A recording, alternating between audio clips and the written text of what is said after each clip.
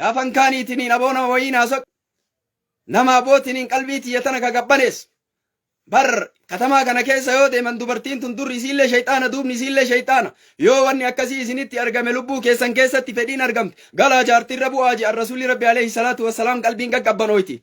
sheekaa kiyya waan irra buutuun qabduu mireet maal sii wayyaree maarreetini waa itti qabbanaa'uu qabda saahiba kiyya tokkoon mariyadhee waan akkanaatu jira akkaman godhaa waan akkanaatu jira akkaman godha jennaan naasoqaa jecha gattaa egamaa gamana hin iyyadhe haga lallabsiisu takka ga'e aboo marree gaafan tokko soma oddoo saahiba kiyyaa keessa waliin teennu intala bareedduu wayii argee waggaa 12 waanan ijoollee waggaa 12 himuuf sadii fi baran laala aboo taarika sheekarra ga'e taarika sajjaljan waggaa 12 hin bareeddu maal bareedumni kan niinire bareeduma ma'uumaa ka qalamii hin qabne san ka obaasa hin qabne san qabdi aboo intala tana beeytaa aboo ganda ishii beeytaa mana ishii beeytaa tan ergannaa jeen saahiba kiyyaan oddoo isaanii keessa waliin teenna bar haati isiitii fi haati tiyya obboleeyyan fuula rabbii ol godhatanii naan jee akkasii dubbiin tolteeyyuu mire maal goonare rabbumaa jee intaluma tana ufiillee saalfan badaa sheekaan areeda yaase hagana gayaa intala waggaa 12 xiqqoo tana maal godha ka ufii dhalfateeyyuu argachuu danda'u namni waan aan jedhaa jee saalfadhe maal gooree waggaa sadillee teettu waggaa sadillee taa'u nikaa umedhadhee waggaa sadi naateettu je warratti naayimi jee gurbaan warra naayimi warri ammootiin hin nagaafatan akkaataa maraa nagaafatan intalli tun akkana naan je'anii gara amantii biraati illee abba as ammallee taa islaamanii waan akkanaati jechuun narra dhufe ni qarqaaraa yugama kiyyaa homaa rakkisuun qabu nama akkanaa eegataate qarqaaruu qabna jee walii galle gurbaa caqasi aboo dubbiin dhufte walii galle eegan walii galle ammootiin warri walitti dhufe haasawa godhanii jennaan sii kennineen dhufte eega sii kennineen dhufte aadaan qaadiidha qaadii finne qaadiin hogga fidu qaadiin kokketti nu gale nu qabe maali intala waggaa 12 intala waggaa 11 12 ti seenaa jirtu akkamitti ittiin nikaa hiitan ammootiin ka abbaan isii ammoo amantii biraa eegana abbaan ammootiin osoo nu gaafachuu dandaya haakimirraa hospitaalarraa waggaa 18 yookaan 20 ta'uu guutaaf fidaa jiran dubbiin nama marattiin ulfaatte sheekaan akkuma laaltan kana magaalatti dhalatee guddateen nama faxina akkanatti ilaalee mudawwaraan na laalte malee faxina dhiisii akkanuman nama laalee dubbisa akkanuman nama laalee namni kun akkamii dubbisaan na jalaa shawwadamin ganaa hubatta mala sheekaa maal godharee matooruma kiyya fudhadhee yaabbadhee hospitaala dhaqee nama wal beeynaa katabi jeen uktub katabi jeen akka gaafa rasuuli rabbi aliyin katabi yaaniini soheyli araara katabi sheekaan fuudhuu hedaa gaheen isaa geettee katabi waggaa hagana nuun jaanii 18 godh ambiti maal hin beeytan kaa waggaa 18 nuu katabte waraqaa dhoynee dhayin borumtaa hin dhundhufne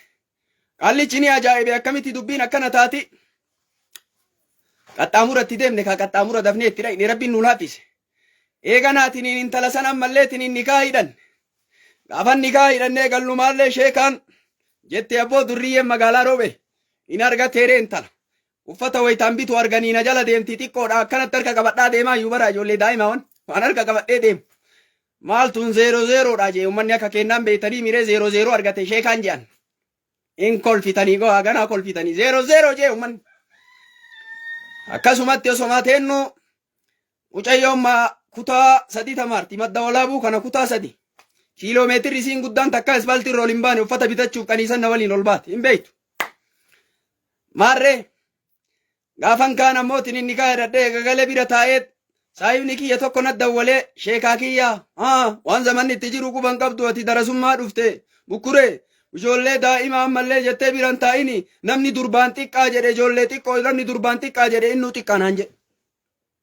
namni durbaan xiqqaa xiqqoo isiintu xiqqoo jedhe inni xiqqaadha naan jedhe maal godharee maalin beeytan kaa sheekaa kiyyaa maal laallachuun isin bira jirti nikaaya halaala qabdanii amma waan barbaaddan godhuun isin bira jirti dubbiin tun naa dhufte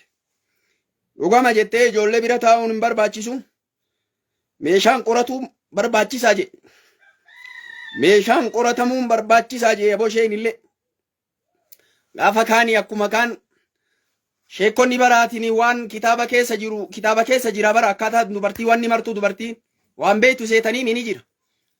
Kam gorarree sheen dubbiin dhufte laalamuu qaban mana yaalaa galuu qaban mana yaalaa galanii fattashamuu qaban ayyee dubbiin dhufte kaa gaafa kaanii intalli daa'ima olma funnee waliin nyaannee dhugnee maal jennee taphachiifnee awwala isteeppii isin jettan sani beeytan step to step jettanii baraasiu kasuma goone niin deemne step to step dubbiin dhufte gaafa kaanii rifariin hin katabe rifariin mana yaalaa hagaamu alaalamu hin dhufnee taarika wallahi yani dhugamaaf isiniin jee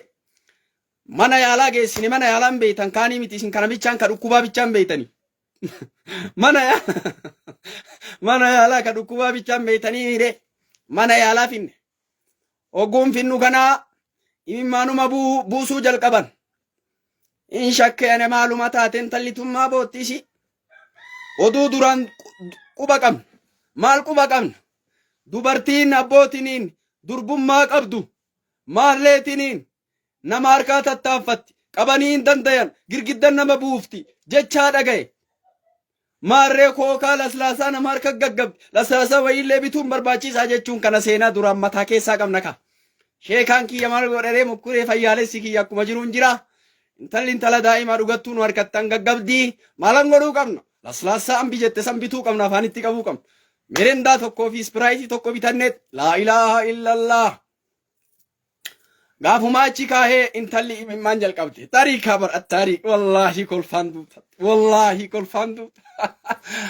maal goonaree intala mana yaalaa waytaa geessineetiin hin jennu booyisuma jalqabde eeganii manni yaalaa yaalii ufiin godhee yaalii ufiin gaggeesse gaafa kaanii maaltu jiraree akka isin beeytanii qullaan qulla baadoon baado zeeroon zeero qullaan qulla rifatuun ammaka kiw jechuun ammaka gatiin itti baase uffanni itti baasee fi maariin itti baase na fuuldura deemuun ammaka roobe adaamaa naf fakkaatuun ammaka roobe addisaabaa naf fakkaatuun ammaka bakki jiru kun abbootiniin dallo naf fakkaatuun ammaka sireen irra jiru marti abbootiniin kiinnootiniin qabrii keessa jiraachuu ammalleetiniin natti fakkaatuun ammaka sheekaa kiyya maal taataree gatii baaftee mi gatii haganaa baaftee baafte akkam goota balaan haganaa sirra gaggaame maa sababaa eennuti sababaa gooddanyaati maal gootareen dubbatinii callisi malaan gaafadhu saayikoo yunoo saayikoo waan jedhamu beeyta intalumatti gaddeebi'e dhiisi kuni faashina biyya keessa jiru siin addisiin hin baane siin haara waan baane wanni akkana mucayyoo dhiisi kana ni beeyna dalagaa ummanni dalagaa oolu ni beeyna ummanni martuu siin hin baane kun dhiisi abbarataa ta'uu seene abbarataa ta'uu isin jettan san mucama sanii akkana dalage isuma beekeetini awwalumaa itti seene baran isinuma qarqaaruufi malee jedheen isuma naan jette aboo saahibuma kiyya sani aboo mana keessa taphachiise mucayyoo kiiloomeetira ishii ispaaltii takkaa irra baatee hin beeyin mucayyoo maggaa maddoolaabuu waggaa 3 tapha manuma keessa taphate inni tireengingii manuma keessa godhaa baay'eedha akkanatti bara ijoollee waggaa 12 fi 13 hin jirtu waytan isiniin jedhu dhugaan seetan jiila qaba sheekan fuudhamaa didee jettanii irraa dhaabadhe na sodaachise haalan na sodaachise isaanuma naan je'an amma ka'anii rabbii kiyyaa jee homaan dubbanne mataan na dhukkubee ispiraayitii lamaa fi merendaa sanillee ufumaa dhugeen talatti hin kennine ufumaa aarima sanii lamaan wal bira fixe mana galaa jee isaan mana galaa jedhee ni mana gaggeesse ishaa'ii masgiida hamzaa seenee yaa Allah gaafa ayyaa Allah jedhee rabbi irraa dhabeen beeku wallahi yaa Allah imimmaan boy imimmaan gadi naqee rabbii kiyyaa ni beeyta haala kiyya ni beeyta akkaataa nikaa itti dadhen beeyta nama nikaa na hiisisen beeyta rabbii kiyya gatii ambaasen beeyta rabbii kiyya namatti illee hin himu rabbii kiyya gatiin kiyya sirra rabbii kiyya sheekaan harbaa fuudhee kamsaa gadhiise naan je'anii rabbii kiyya kinoo argi kaati rabbiin awwaate du'aayii gabrichaa yaa Allah jedhe imimmaan gad naqee awwaate rabbiin du'aayii eda gaafa kaanii intalli tun magaalama keessa turtee walumaan haasoyne abbarataa ta'ee maalii je'eetti rabbii kiyya sodaadhee silaa gifii illee irra dalaga dhiiset ija kiyya fuulduraa deemi je'een akkasin argine akka gaafa waashiyyi ibnu harbii rasuula rabbii bira dhufee akkaataa hamzaa itti ajjeesetti mee jennaan gayyib waja ka'anni fuula keenarraa fageessi je'eesan fuuluma keessi arguun barbaadu magaalaa tana keessatti je'en galtee haadhatti himte mucayyoon daa'ima sheekaan hin dhiisu magaalaa kana keessa maadaama waan isiin achi keessa turteen sheekaan hin dhiisu maal gootarree jalaa gadi baadiyyatti gaggeessa dambalii kana fidan dambalii kana wayita fidan abbeeraa achii qabdii achi fidan mucattiin hin bareeddi akka malee bareeddi tokko fayyaalee si rabbi asuma abboo itti darbame kaa intala nikaa qabaachuun beeku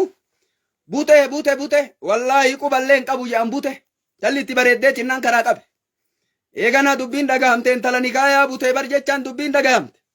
oduun hin dhuftee gandaa nutti dhufan jaarsummaa ergan waan akkanaatu nu qunname ilma akkanaatu ammallee tiniin intala karaa qaxxaamura fuudhe intala nikaa qabdu